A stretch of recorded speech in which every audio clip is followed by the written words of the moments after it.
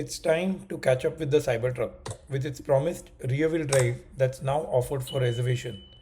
It's also a good time to check how things have turned out over the last 18 months with this radically different product and things we've learned over the period. It's been in the news for all kinds of things, mainly for its disappointing deliveries. It's recalled on failed glue and generally the experiences that some early users have shared. Most of all, the recent release of the rear wheel drive trim. So let's get into it.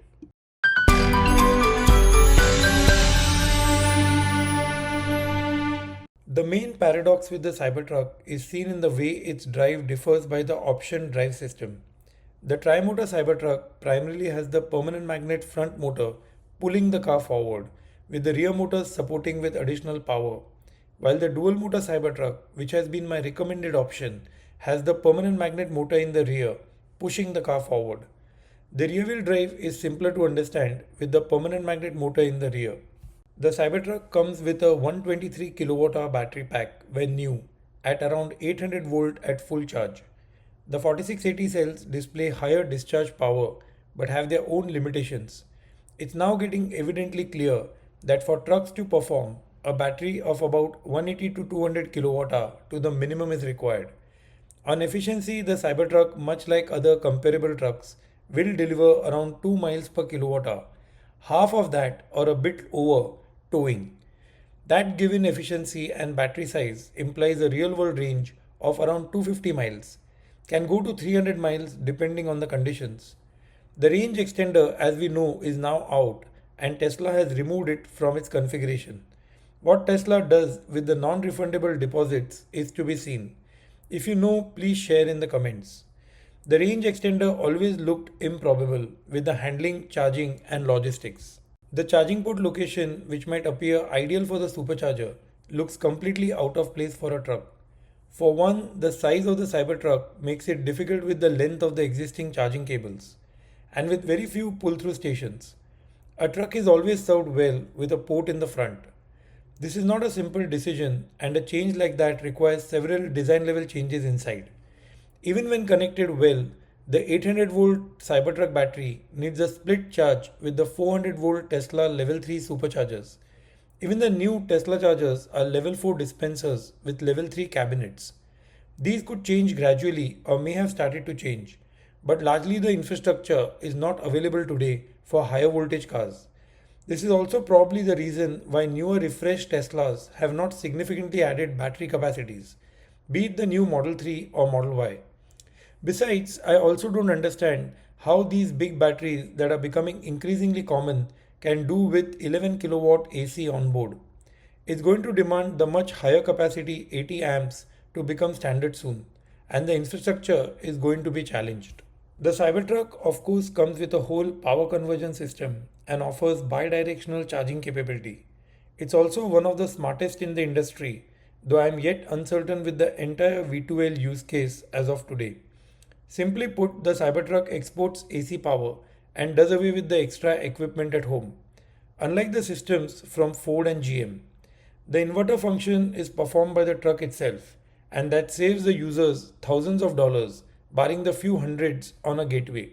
The tri-motor Cybertruck uses a permanent magnet motor in the front, which due to its unique design appears to have limited protection. This exposed positioning could make it more susceptible to wear and damage from moisture, debris or obstructions, common factors in truck usage. Several videos online have highlighted issues with water sealing and overall durability, raising concerns about its long-term reliability. The motor's relatively limited shielding and waterproofing could pose challenges, particularly in rugged or wet environments. A frequently discussed issue involves the front motor's automatic disengagement at cruising speeds to conserve energy. While this strategy improves efficiency, it can also lead to a noticeable drop in power delivery, potentially affecting the overall driving experience. This is especially relevant in the dual motor setup, where the front motor mainly contributes during acceleration or in low traction scenarios. There have also been user reported instances of front motor noise. While these complaints may vary based on individual sensitivity, they are worth noting as part of the overall ownership experience. Torque allocation is critical, particularly in trucks or off-road vehicles. Interestingly, the Cybertruck does not feature true torque vectoring, unlike Rivian's quad motor configuration, which precisely adjusts the torque to each wheel. Although the front motor performs adequately, it lacks the fine-tuned control required for more technical off-road conditions. This omission is somewhat surprising, especially considering Tesla's reputation for engineering precision. One of the standout qualities of Tesla cars is their integrated safety technology and structure, which fosters confidence in daily driving. The Cybertruck, however, challenges that perception due to its unconventional design. The cabin forward layout, which I have discussed in the previous videos, offers minimal to no crumple zone. Instead, Tesla relies heavily on the strength of the stainless steel exoskeleton to absorb impact, a concept that remains largely untested in real world crash scenarios. This reliance on material strength without sufficient passive safety structures may be a concern for regulators, particularly in markets with stricter safety standards. Independent crash test data for the Cybertruck is also scarce, leaving us dependent on Tesla's own claims. With occupants seated closer to the impact zone and little structural cushioning beyond a long dashboard, the lack of a traditional crumple zone could expose passengers to intense G forces in the event of a collision. The Cybertruck rear-wheel drive is now available for reservation, and the extended range battery has quietly vanished from the options. The HEPA filter, the air suspension, the rear light bar, the L track in the bed, heated rear seats or ventilated front seats, and the rear screen have all been removed, as have the mechanically locking front differential and the active noise reduction.